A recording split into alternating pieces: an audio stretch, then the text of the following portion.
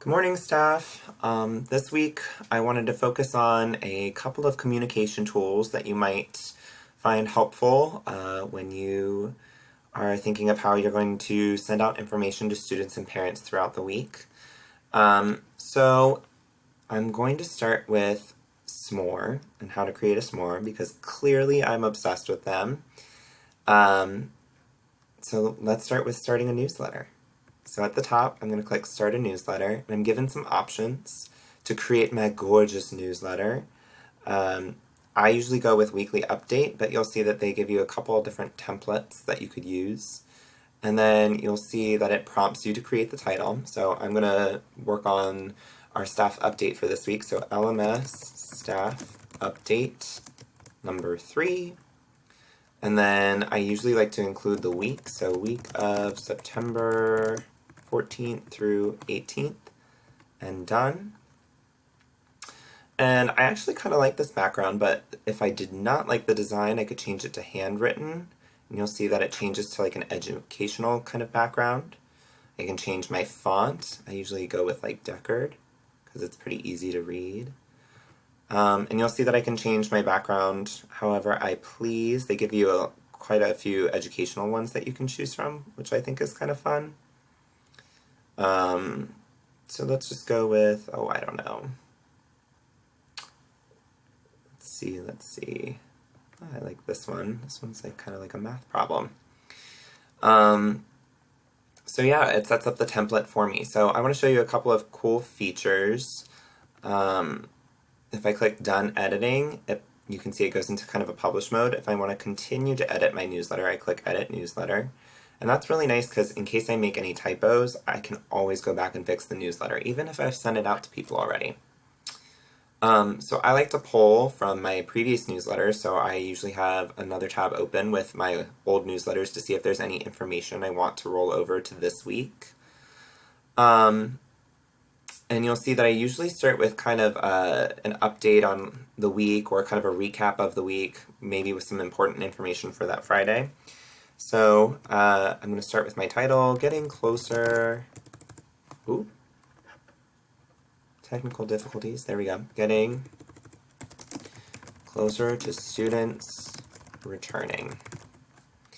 And then I would type my little blurb right here, and I would click Done.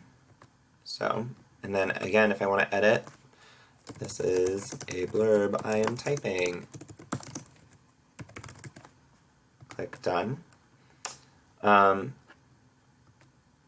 You'll see that there are some options here, like if I don't want a gallery, I can get rid of this. I can click Remove. But say I want to add it back in because, oh my gosh, I want to include like an MTSS gallery this week. I click Gallery and it reappears. Remove. Other things that I like to use the button. So ongoing questions. I might include the LMS ongoing questions document. And I can go to my Google Drive and I'll pull the link. Control C, Control V. I want it to open in a new window. If I want to add details, I can. Click Done.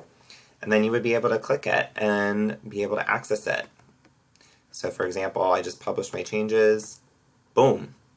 There it is. So that's kind of cool. Other features I really like is that it's really good for including multimedia.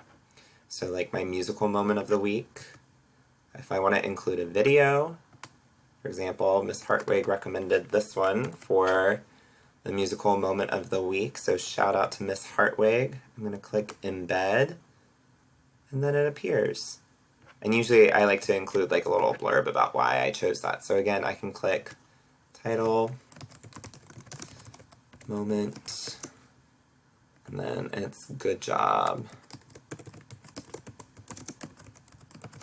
Cover by One Voice. Then again, I'm going to include my explanation down here.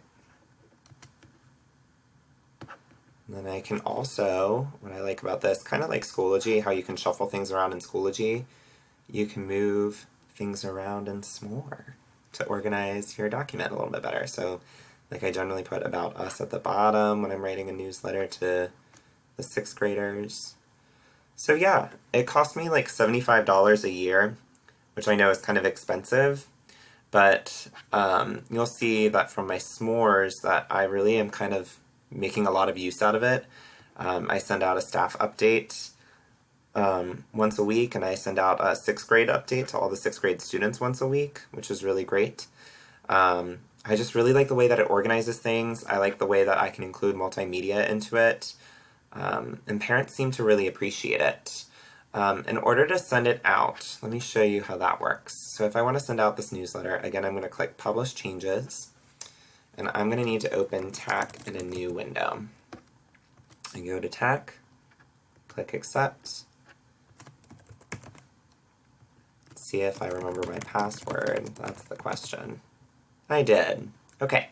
I go to Email, Newsletter. I'll click To. I click all the 6th graders, and I'll say, here is the link to this week's newsletter. Generally I take this out actually, and I click Include Link. I grab the link from up here. It says Copy or Embed Link. Control C, go back to TAC, Control V. I have to get rid of this extra piece here. And then I say link to, whoops, sorry, I already wrote that. This week's newsletter. Now I'll click OK. And there it is. If I send it out, that link is live, and so all the parents would be able to click it.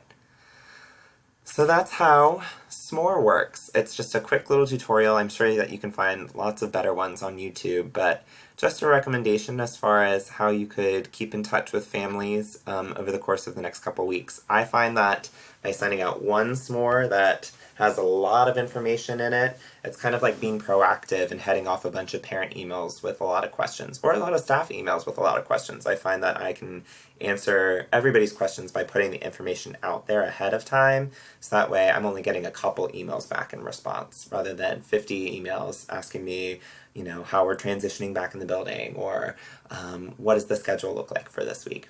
So I really like it. So I hope that you find this helpful, and yeah, let me know if you have any further questions.